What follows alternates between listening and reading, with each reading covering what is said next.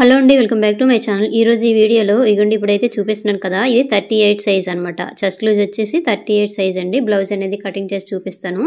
ఇప్పుడు నా మెథడ్లో కట్ చేశారనుకోండి అసలు చంక దగ్గర కూడా లూజ్ రాకుండా ఉంటుంది. ఇందాక ఒరిజినల్ క్లాత్ పట్టు క్లాత్ చూసారు కదా, దానికి ఇదైతే లైనింగ్ అండి. సేమ్ క్లాత్ లైనింగ్ అనేది 1 మీటర్ ఖచ్చితంగా తీసుకోవాలి. ఎందుకంటే పెద్ద సైజ్ బ్లౌజ్ కదా, అందుకోసం 1 మీటర్ అయితే ఖచ్చితంగా కావాలి. ఇప్పుడు వచ్చేసి ఈ లైనింగ్ తడిపి ఆరబెట్టుకొని ఒకసారి ఐరన్ చేసుకోండి. అలాగైతే కరెక్ట్గా వచ్చేస్తుందండి. అయితే ఈ కిందని చూడండి హెచ్చు తగ్గులు ఉంటాయి కదా, దీన్ని లైన్గా గీసేసుకోండి. లైన్ గీసుకొని ఈ క్లాత్ అనేది రిమూవ్ చేసి, సో ఈ క్లాత్ ఇలాగే ఉంచామనుకోండి మన బ్యాక్ పార్ట్ అనేవి కుదరవు అనమాట, ఎక్కువ తక్కువ వచ్చేస్తాయండి. ఇగుండి ఇప్పుడైతే కటింగ్ చేసేసాం కదా, తర్వాత ఇప్పుడు ఒక 1/2 ఇంచ్ వరకు కిందన ఒక మార్కింగ్ చేసుకోండి. ఎందుకంటే ఈ మార్కింగ్ అనేది మనం బ్యాక్ పట్టి వేస్తాం కదండి, అందుకోసము లేకపోయినా సరే పైపింగ్ అయినా వేసుకోవాలన్నా ఈ పట్టి అయితే ఖచ్చితంగా ఉండాలి. 1/2 ఇంచ్ వరకు అయితే, మరి 1/4 ఇంచ్ పెట్టామనుకోండి మనం కుట్టేసరికి చిన్న చిన్న పోగుల్లాగా వచ్చేస్తాయండి. అందుకని 1/4 ఇంచ్ కాదు 1/2 ఇంచ్ ఖచ్చితంగా ఉంచాలి. తర్వాత బ్లౌజ్ పొడుగు ఎంత ఉందో ఒకసారి చూసుకోండి. బ్లౌజ్ పొడుగు చూడాలంటే ఫస్ట్ అయితే ఇలా బ్లౌజ్ని ఇలా హుక్స్లు పెట్టేయండి. పెట్టేసినాక బ్యాక్ సైడ్ ఇలా తిప్పేసుకొని బ్లౌజ్ ఇగోండి ఇక్కడ ఈ డాట్ ఉంది కదా, బ్యాక్ సైడ్ డాట్, ఈ డాట్ నుండి పైన షోల్డర్ ఉంది కదా, షోల్డర్ మిడిల్లోకి పట్టేసుకోండి. పట్టుకుంటేనే కరెక్ట్గా వస్తుందండి హైట్ అనేది ఎంత అనేది. ఇప్పుడు ఇగోండి ఇలాగా నేను ఇప్పుడు మార్కింగ్ చేస్తున్నాను కదా, ఈ విధంగా మార్కింగ్ చేసుకోండి.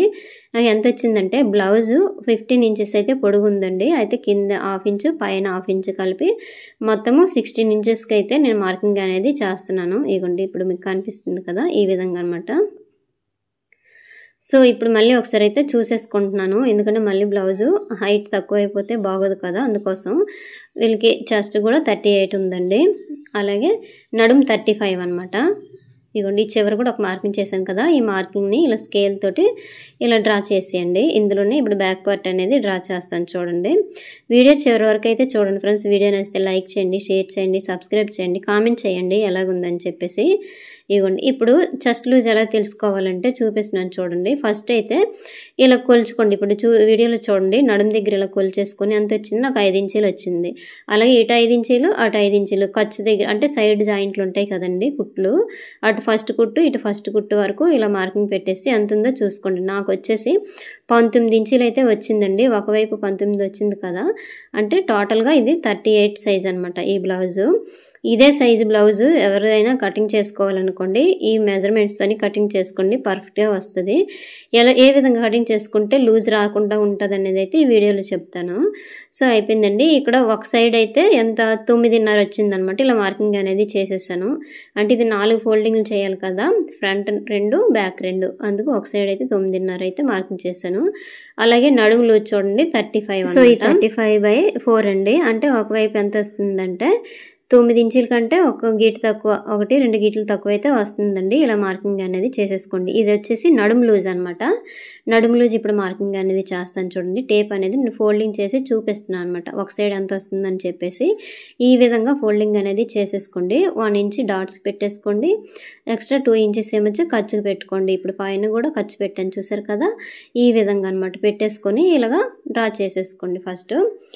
ఇగోండి ఇలాగా. ఈ ఖర్చు మన ఇష్టం అండి, 1.5 పెట్టేసుకోవచ్చు, లేదంటే 2 ఇంచెస్ అయినా పెట్టేసుకోవచ్చు.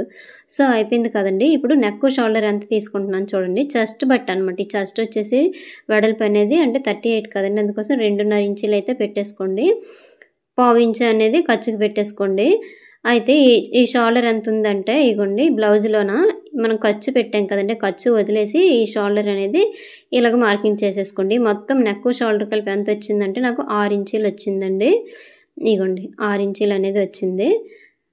ఇలాగా చంకదింపు కూడా నేను ఫస్ట్ అయితే 6 ఇంచీలకి మార్కింగ్ చేస్తున్నాను. పైన 6 ఇంచులు పెట్టాను కదా, అదేవిధంగా కిందికి 6 ఇంచులు అయితే మార్కింగ్ చేస్తున్నాను అండి. ఇక్కడంటే మనకి బ్లౌజ్ అనేది ఫిట్టింగ్ కరెక్ట్గా కుదురుతుందా లేదనేది ఇక్కడ తెలిసిపోద్దండి. ఎందుకంటే ఇప్పుడు చూపిస్తాను చూడండి. ఈ 6 ఇంచులకి డ్రా చేశాను కదా, ఇప్పుడు కార్నర్లో వచ్చేసి 1.5 ఇంచుకి అయితే మార్క్ చేసుకుంటున్నాను. ఎందుకంటే కొంచెం ఇది హెవీ కాబట్టి 1.5 ఇంచు ఖచ్చితంగా పెట్టాలండి. ఎందుకంటే కొంచెము వాళ్ళు హ్యాండ్ అనేది పైకి ఇలా ఎత్తినా సరే అక్కడట ముడతల్లా రాకుండా ఉండాలంటే ఖచ్చితంగా 1.5 అయితే పెట్టాలి. పైన 1/2 ఇంచు వదిలేసి ఇలా ఇగోండి గీట్ కింద నుంచి ఇలా కొలుచుకోండి. నాకైతే సెట్ అవ్వలేదన్నమాట, ఎందుకంటే వీళ్ళకి ఆర్మ్ రౌండ్ ఒకసారి కొలుస్తున్నాను చూడండి. నాకైతే ఇందాక కొలిచాను కదండి 8 ఇంచెసే వచ్చింది. అందుకోసం ఇప్పుడు ఆర్మ్ రౌండ్ చూసుకుంటున్నాను. బ్యాక్ సైడ్ చూసేసుకోవాలండి. బ్యాక్ పార్ట్ సైడు ఇవ్వండి ఇలా పెట్టేసుకుంటే నాకు ఎంత వచ్చింది అంటే 9.5కి కొంచెం తక్కువే వచ్చిందండి. అంటే ఇంకొంచెం తక్కువే వచ్చింది. ఇంచుమించు 9.5 పెట్టేసుకున్నా పర్వాలేదు. లేకపోతే 9.5 అనుకో, కొంచెం లోపలికి కట్ చేసుకుంటే సరిపోద్ది మార్కింగ్ చేసుకుంటే. కిందికి నేను మళ్ళీ ఒక 1/4 ఇంచ్ అయితే పెంచానండి. ఈ కార్నర్లోన 1.5 అయితే 1.5 ఇచ్చుకోవాలి. 1.5 కాదు 1.5 ఇచ్చేసుకోవాలి. ఖచ్చితంగా 1.5 అయితే ఇవ్వాల్సిందేనండి.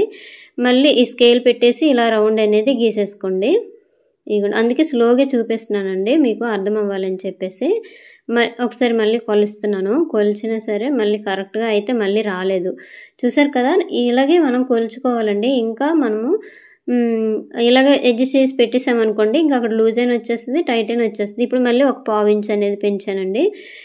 మొత్తంగా అయితే నాకు ఖర్చు వదిలేసి 6.5 ఇంచులు అయితే డౌన్ అనేది పెడితేనే కరెక్ట్గా వచ్చిందండి. ఇప్పుడు మళ్ళీ నేను ఇప్పుడు చూడండి ఎన్నిసార్లు, ఇప్పుడు 3 సార్లు ఈ విధంగా ఫస్ట్ అయితే మనం చూసుకోవాలండి. ఏకంగా ఒకేసారి 6 ఇంచులు పెట్టేసి ఇంకా అందులోనే అడ్జస్ట్ చేసేసి మనమైతే సెట్ చేసేయకూడదు. ఇంకా అలాగైతే బ్లౌజ్ అనేది ఫిట్టింగ్ రాదు, ఇంకా పాడైపోద్ది అనమాట. సో ఇప్పుడైతే సరిపోతుంది. ఇగోండి కుట్టు కింద నుంచి ఇలా కొలిచేసుకుంటే నాకైతే వచ్చేసింది. ఇక్కడే చెప్పాను కదండి, హ్యాండ్ ఇక్కడంటే లూజ్ వచ్చేసింది అనుకోండి బ్యాక్ పార్ట్లోన, అలా హ్యాండ్స్ దగ్గర కూడాను మనకి సెట్ అవ్వదు. ఫైనల్గా ఇంకోసారి చూసేసుకుంటున్నాను. ఇగోండి ఇలాగా. ఇప్పుడు ఈ సైజు బ్లౌజులు అనుకోండి పర్వాలేదు, ఈ టైప్ అయితే పెట్టేవచ్చండి. ఇగోండి ఇక్కడ కిందనైతే ముందు నేను డాట్స్ మార్కింగ్ చేసేస్తున్నాను. తర్వాత ఇక్కడ రౌండ్ అనేది మార్కింగ్ చేస్తాను. డాట్స్ వచ్చేసి 1/2 ఇంచ్ అనమాట. అటు 1/2 ఇంచ్ ఇటు 1/2 ఇంచ్, ఫైనల్గా 1 ఇంచ్ ఫోల్డింగ్ అనేది చేయాలి. సో ఇప్పుడు అయిపోయిందండి. ఇక్కడ రౌండ్ బట్టే మనకి లూజ్ అనేది వస్తుందా రాదని తెలిసిపోద్ది అనమాట. సో ఇప్పుడు బ్లౌజ్ నడుము అనేది ఒకసారి చూసుకోండి ఎంత ఉందని చెప్పేసి. ఖర్చు దగ్గర వదిలేసి పైకి ఇలా మార్క్ చేసుకొని ఇంకా ఒక 1/2 ఇంచ్ వరకు పైకి మార్కింగ్ చేసుకోవాలి. నేనైతే పైపింగ్ వేస్తానండి. సో పైన వచ్చేసి 2.5 ఇంచులు పెట్టాను కదా, ఈ కింద 3 ఇంచులకి అయితే డ్రా చేస్తున్నాను. అంటే రౌండ్ అనేది కొంచెం నీట్గా రావడానికి. ఇగోండి ఇప్పుడు డబ్బా షేప్లో ఇలా గీసేసుకోండి. ఇప్పుడు వీడియోలో చూపిస్తున్నాను కదా, ఈ విధంగా డబ్బా షేప్లో గీసేసుకొని ఈ రౌండ్ స్కేల్ తీసేసుకోండి. రౌండ్ స్కేల్ తీసేసుకొని ఇలా ప్లేస్ చేసేసుకొని రౌండ్ అనేది ఇచ్చేసుకోండి. రౌండ్ ఇంకా ఎక్కువ కావాలనుకోండి కొంచెం బయటికి, అంటే ఇప్పుడు రౌండ్ గీసాం కదా దానికంటే బయటికి, లేదు తక్కువ కావాలంటే కొంచెం లోపలికి గీసేసుకుంటే సరిపోతుంది. సో అయిపోయిందండి. ఇక్కడట కొంచెం ఇలాగా స్లోప్ ఇవ్వచ్చండి. ఇప్పుడు కుట్టేటప్పుడైనా అదే కటింగ్ చేసేటప్పుడైనా ఇవ్వచ్చు, లేదంటే స్టిచ్చింగ్ చేసేటప్పుడైనా ఇస్తే సరిపోతుంది. ఫైనల్గా ఇగోండి బ్యాక్ పార్ట్ అనేది ఈ విధంగా కట్ చేస్తేనే మాత్రం మనకు లూజ్ అనేది రాదు, లేదంటే ఖచ్చితంగా లూజ్ వచ్చేస్తుంది, లేదంటే టైట్ వచ్చేస్తుంది. ఎప్పుడైనా ఆర్మ్ రౌండ్ అనేది చెస్ట్ లూజ్కి మ్యాచ్ అయ్యిందా లేదని మళ్ళీ 1కి 2 సార్లు మార్కింగ్ చేసుకోండి. ఇగోండి నాకైతే ఖర్చు వదిలేసి 6.5 ఇంచులు పెడితే కానీ నాకు ఆర్మ్ రౌండ్కి చెస్ట్ లూజ్ అనేది మార్కింగ్ కరెక్ట్గా సెట్ అవ్వలేదండి. అయిపోయింది. ఫైనల్గా ఇలాగ కట్ చేసుకోండి. సో నీట్గా అయితే ఇలా కట్ చేసుకొని వచ్చేయండి. ఈ నెక్ దగ్గర ఇగోండి షోల్డర్ ఉంది కదా, ఈ షోల్డర్ దగ్గర కొంచెం స్లోప్ అయినా ఇవ్వండి, లేదంటే కుట్టేటప్పుడైనా స్టిచ్చింగ్ చేసుకోవచ్చు. సో ఇప్పుడు అయిపోయింది కదా, ఇందాక రౌండ్గా మార్కింగ్ చేసాం కదా చెంక భాగంలో, మనం ఏ రౌండ్ దగ్గర మార్కింగ్ చేసామో అక్కడటే కట్ చేసుకోవాలండి. ఇగోండి చిన్న చిన్న డాట్లు అనేవి పెట్టేసుకోండి. సో అయిపోయిందండి. ఇక్కడ చూడండి ఈ సైడ్ని కుచ్చిల్లాగా రాకుండా ఉండాలంటే ఇక్కడ ఇక డాట్ ఉంది కదా, ఇక్కడ నుంచి ఒక 1/2 ఇంచ్ వరకు ఇలా పైకి ఇలా మార్కింగ్ అనేది చేసేసుకోండి. ఇది అనేది కటింగ్ చేసేయాలి. ఇప్పుడైనా కటింగ్ చేసుకోవచ్చు, లేదంటే కుట్టేటప్పుడు ఫ్రంట్ పార్ట్ పెట్టేస్తాం కదా, పెట్టేసినాక ఈ బ్యాక్ పార్ట్ ఎంత పొడుగుందో అంతవరకు కొంచెం తీసేస్తే సరిపోద్ది. ఈ కార్నర్లో కూడా ఎంత పెట్టేసుకోవాలని చూసుకోవాలండి. మొత్తం అయితే ఈ బ్లౌజ్ అనేది ఆర్మ్ లూజ్ పైన ఆధారపడి ఉంటుందండి. కరెక్ట్గా కుదరకపోతే మళ్ళీ మనకు లూజ్ వచ్చేస్తుంది వేసుకునేక, లేదంటే ఇంకా టైట్గా అయిపోద్ది. మనం కొంచెం లోపలికి కుట్టేసామనుకోండి టైట్గా అయిపోద్ది. ఫైనల్గా బ్లౌజ్ అనేది బ్యాక్ సైడ్ ఇలా కట్ చేసామనుకోండి, బ్యాక్ బట్టే కదా ఫ్రంట్ అనేది మనం తీసేసుకుంటాము.